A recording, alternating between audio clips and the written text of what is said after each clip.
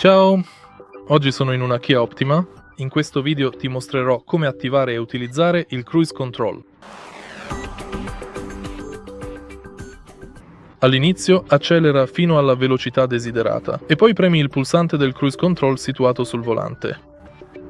Quando il Cruise Control è attivato, vedrai l'indicazione sul display del quadro strumenti.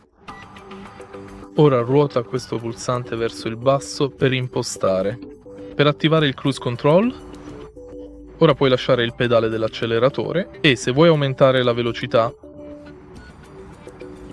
spingi questo pulsante verso l'alto. Per diminuirla spingilo verso il basso, per reimpostarla alla velocità desiderata. Per prima cosa seleziona la velocità desiderata e poi annulla. Se vuoi disattivare il Cruise Control, premi di nuovo questo pulsante. E questo è tutto. Se hai trovato utile questo video, lascia un like, un commento e iscriviti al canale.